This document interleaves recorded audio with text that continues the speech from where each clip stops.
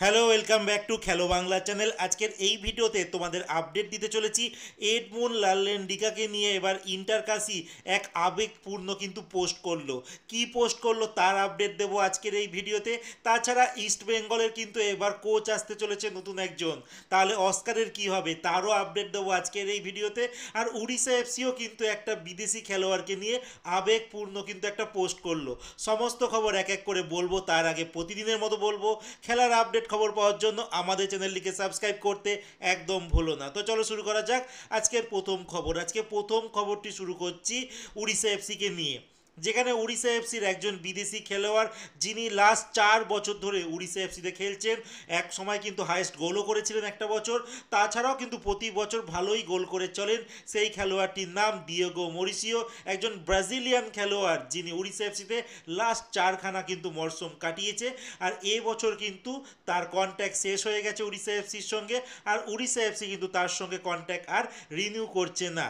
আর এই মুহূর্তেই 33 বছর বয়সী ব্রাজিলিয়ান ফরওয়ার্ড কিন্তু কোনো ক্লাবের অফার নেই তার কাছে। তিনি স্বয়ং হয়তো দেশে ফিরে যাচ্ছে, আর দেশেরই লোকাল কোনো ক্লাবে খেলার কোনো চিন্তাভাবনা তিনি নিচ্ছেন। এই মুহূর্তে যদি বলে থাকি যে এই বিদেশি খেলোয়াড় মানে দিয়েগো মরিসিও, তিনি কিন্তু ব্রাজিলের আন্ডার 20 দলের হয়েও কিন্তু তিনি খেলেছেন। এছাড়া উড়িষ্যার হয়ে 4টে সিজন খেলেছেন। তার মাঝে কিন্তু কাতার স্টার লিগের একটি দল আছে আল সাহানিয়া, সেখানেও খেলতে গিয়েছিলেন, বাট সেখানে কিন্তু পরিবেশের সঙ্গে তিনি মানিয়ে নিতে পারেননি। তারপর মুম্বাই সিটি এফসিতে কিছুদিন খেলেছিলেন, ওইখানেও কিন্তু নিজেকে ঠিক মানিয়ে নিতে পারেনি। তারপর উড়িষ্যা এফসির পায়ে ঘরের ছেলেই বলা যেতে পারে এই দিয়েগো মরিসিও। তো আলটিমেট উড়িষ্যার যে ফেসবুক পেজ থেকে কিন্তু এটাও জানিয়েছে, একটা আবেগপূর্ণ একটা বার্তা জানিয়েছে এই দিয়েগো মরিসিওকে নিয়ে। তো যাই হোক, অনেক খেলোয়াড়ই আছে যে একটা সময় ক্লাবকে ছাড়তে হয়, তো সেটা কিন্তু সেই দিয়েগো মরিসিওকে কিন্তু উড়িষ্যা ছাড়লো, একটা আবেগপূর্ণ কিন্তু একটা পোস্ট করলো। ইস্ট বেঙ্গলেও দেখেছিলাম যে ক্লেটন সিলভার, তার বেলাও কিন্তু সেম জিনিসটা ঘটতে পারতো, বাট সেইটা কিন্তু হয়নি। একটা ম্যাচ বাকি ছিল ইস্ট বেঙ্গলে, তার আগেই কিন্তু তাকেও কিন্তু যেমন বাজেভাবে একটা বিদায় জানানো হলো। তো যাই হোক, এরপরে যে খবরটি বলবো ইস্ট বেঙ্গলের কথা, যেখানে ইস্ট বেঙ্গলে কিন্তু সম্ভাব্য একটা নতুন কোচ কিন্তু আসতে চলেছে। তো বলে দিই, অস্কার ব্রুনো কিন্তু চাকরি যাচ্ছেন না, মানে তার চাকরি যাচ্ছে না, তিনি কিন্তু হেড কোচই থাকছেন। শোনা যাচ্ছে ইস্ট বেঙ্গল গোলকিপার কোচের জন্য, ইস্ট বেঙ্গলেরই একটা সময় খেলেছে প্রাক্তন একজন খেলোয়াড়, ভারতীয় ন্যাশনাল টিমেও খেলেছেন, সন্দীপ নন্দী। অনেকেই আমরা চিনি এই সন্দীপ নন্দী, কিন্তু ইস্ট বেঙ্গলে একটা সময় খেলেছে, কেরালা ব্লাস্টারও কিন্তু আইএসএলে খেলেছে। তো একটা নাম করা একটা গোলকিপার। লাস্ট ইয়ার কিন্তু তিনি আই লিগের একটি দল আছে রাজস্থান এফসি, সেখানে কিন্তু গোলকিপার কোচ ছিল। আর এবার সম্ভবত এই সন্দীপ নন্দী কিন্তু ইস্ট বেঙ্গলের গোলকিপিং কোচের দায়িত্ব নিতে চলেছে। তো সব কিছু যদি ঠিকঠাক থাকে, তাহলে সন্দীপ নন্দীকে কিন্তু নতুন মরশুমে ইস্ট বেঙ্গলের গোলকিপার কোচ হিসেবে কিন্তু আমরা দেখতে চলেছি। কারণ লাস্ট যিনি কোচ ছিলেন গোলকিপার কোচ, তিনি কিন্তু ইস্ট বেঙ্গল ছেড়ে দিয়েছেন, আর সেই গোলকিপার কোচ কিন্তু কার্লোস কোয়াদ্রাত তিনি এনেছিলেন। তো এর পরের যে খবরটি বলবো সেটা হচ্ছে আরেকটা কথা ইস্ট বেঙ্গলকে নিয়ে। এই মুহূর্তে সবথেকে বেশি চর্চিত, ইস্ট বেঙ্গল কিন্তু একজন খেলোয়াড়কে সাইন করে নিয়েছে, এডমুন লালরেনডিকা। আর যেটা তোমাদের আমি আগের ভিডিওতেই জানিয়ে দিয়েছি। আর আজকে কিন্তু এই ইন্টার কাশি মানে এই এডমুনের লাস্ট যে ক্লাবটা, তারা কিন্তু একটা পোস্ট করেছে ফেসবুকে, যেখানে তারাও কিন্তু আবেগপূর্ণভাবে পোস্ট করেছে যে এডমুনকে বিদায় জানিয়েছেন, আর ইস্ট বেঙ্গলে তিনি যাচ্ছেন সেটা কিন্তু ওখানে লিখেও দেওয়া হয়েছে। আর ইস্ট বেঙ্গলের জন্য মানে যাওয়ার জন্য তাকে কিন্তু কংগ্রেচুলেশন, ফিউচারে ভালো কিছু করতে পারে তার জন্য কিন্তু উইস মানে জানিয়েছে এই ইন্টার কাশি তরফ থেকে।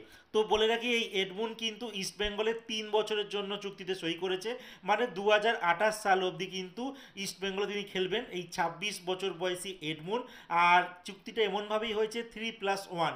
যদি ইস্ট বেঙ্গল ম্যানেজমেন্ট ভবিষ্যতে ভাবে যে 3 বছরে তার পারফরমেন্স ভালো আছে, তাহলে চাইলে একটা বছর কিন্তু আরও এক্সটেন্ড করা যেতে পারে।